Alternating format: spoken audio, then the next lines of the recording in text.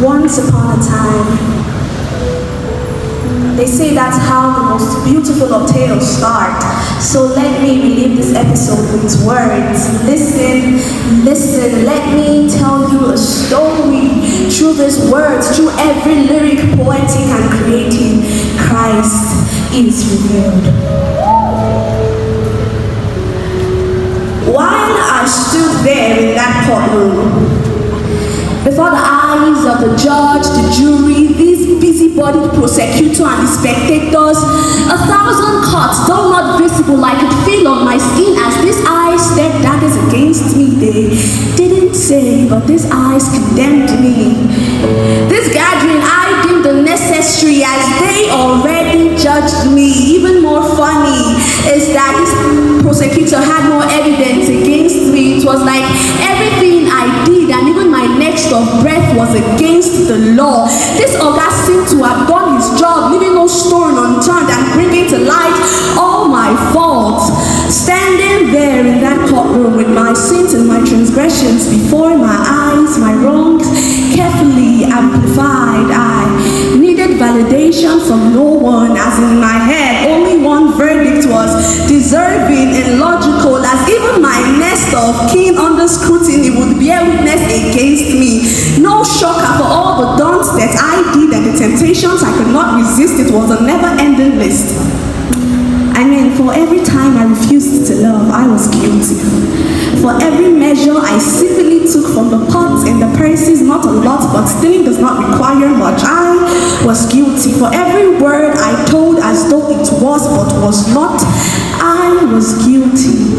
For every time I held a grudge, withheld compassion and sought revenge, I was guilty.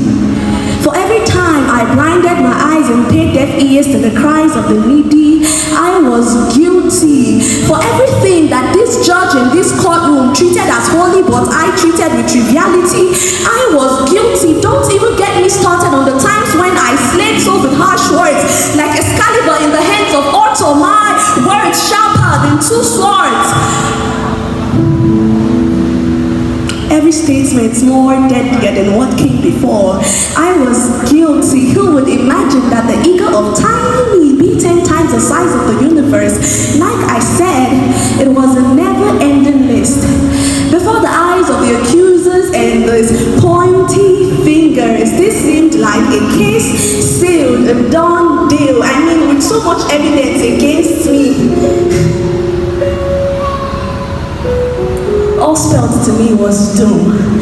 But what seemed to have come after shook the entire room. I mean, human reason and reasonable logic defeated as the judge deemed this self-acclaimed criminal to be not guilty. Need I remind you that none could contend this judge, none could stand against his verdict. His yes was yes and his no was no. Absolute sovereignty displayed before my very eyes. The whims of my accusers, once regarded to be as ferocious as that of a tiger, once reduced to the troubles of a kitten. But regardless, I had to ask why. How can it be? I could not begin to comprehend. And to my question, he smiled and he said to me, "Look, child," and I did, staring beautifully into those eyes. I saw something that, in my opinion, tainted the magnificence of all I beheld. Something unworthy but constant and unflinching. I saw me, and I had to ask again, why? And he said to me, "Of all the beautiful things I spoke into existence, you remain to me the most precious of all I have ever created. None other was fit to be made in my image, crafted according to my likeness, born of me, made to be everything that I am. You have forgotten, but I never will. You think I am ignorant of you, but I formed you. Listen, child, I am the judge, but the title dearest to my heart is Father. I am your Father."